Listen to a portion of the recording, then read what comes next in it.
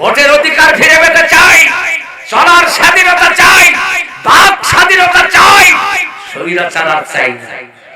কথা কোন ঠিক কিনা? এই স্লোগান কি ফখরুল ইসলাম হাদির?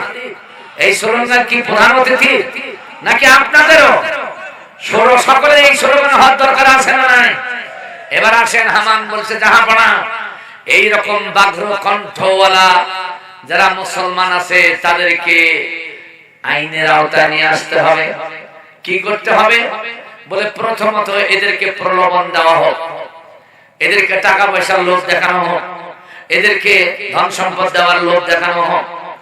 বিগত স্বৈরাচার আমলে আমরা টিভির মধ্যে একজন আলোচককে প্রায় সময় দেখতাম, এই এতটুকু দাড়ি, এখানে একটু আমার মতো, এখানে একটু দাড়ি, নাম হচ্ছে সরকার কবির উদ্দিন সালিহ। কথা কোন ঠিক কিনা? সে বিগত স্বৈরাচারিণীর একটা কনফারেন্সে বক্তব্য দিতে গিয়ে বলছেন, মাননীয় প্রধানমন্ত্রী, আমি দেখতে পাচ্ছি আল্লাহর জান্নাতের 10 জন নারীর মধ্যে আপনিও একজন। এই বক্তব্য দেওয়ার কারণে ওনাকে ইসলামী ব্যাংকের গভর্নর বানিয়ে দেওয়া হলো। এই রকম ক্ষমতা পাইবার প্রলোভনে অনেক মৌলবীরাও কিন্তু বিক্রি হয়ে গেছে। কথা কোন ঠিক কিনা? বুড়ারাও বিক্রি হয়েছে, যুবকরাও বিক্রি হয়েছে, কিছু মৌলবীরাও বিক্রি হয়েছে। কথা কোন ঠিক কিনা? কিন্তু সকলের বিরুদ্ধে ব্যবস্থা নেওয়ার কার্যক্রম শুরু হলো। এই চাপাবাজি মৌলবীদের বিরুদ্ধে এখনো ব্যবস্থা নেওয়া শুরু হয়নি। কথা কোন ঠিক কিনা? যারা নিজের ক্ষমতা হাতে ধরে রাখার জন্য, যারা সম্পদ পাওয়ার জন্য, ক্ষমতাসীন হইবার জন্য লোভে যারা আবেগাপ্লুত হয়েছিল, স্বৈরাচারকে মদত দিছিল, তাদেরকেও এখন বিচারের আওতায় নিয়ে আসার দরকার আছে। আছে কিনা? সুতরাং আপনারা ভাববেন না যারা এই রকম স্বৈরাচারের মদত পুষ্ট ছিলেন আপনাদেরকে ছেড়ে দেওয়া হবে। অন্তত পক্ষে আমরা মৌলবীরা যদি ক্ষমতায় যাই তাহলে আপনাদের মতো মৌলবীদের খবর আছে। কথা কোন ঠিক কিনা? আমার বাবাজিরা, এবার আসেন, এই কথাগুলো কষ্টে বললাম কেন জানেন?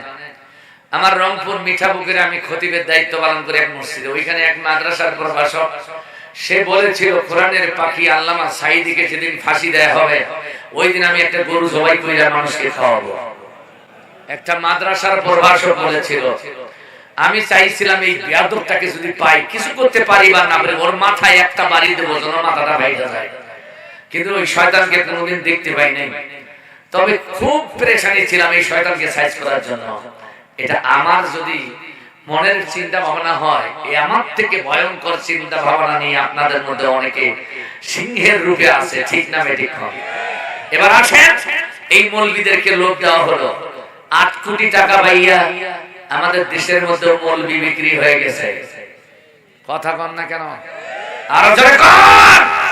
ফুলফুলা চেহারা হুজুরের কওমি জননী ঘোষণা দিলেন, অনেক বড় উপকার করলেন তাদের পার। তারপরে তার ছেলেকে ইসলামিক কি বাইতুল মুকাররমের খতিবের দায়িত্ব দেওয়া হলো। তার বেতন ভাতা হলো প্রায় 1,80,000-এর মতো। হায় রে লোক, মৌলবীও বিক্রি হওয়া শুরু হলো।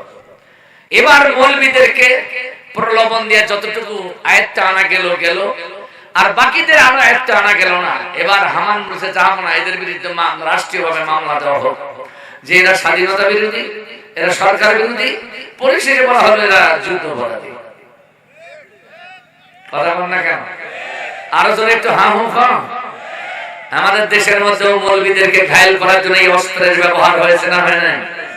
কিন্তু বীর বাংলার জনগণ এই অস্ত্রকে ভেঙে চুরমার করে দিয়েছে, ঠিক না বেঠিক? এইরকম স্লোগান দিয়া আর বাংলাদেশে ফায়দা ওঠা যাবে না।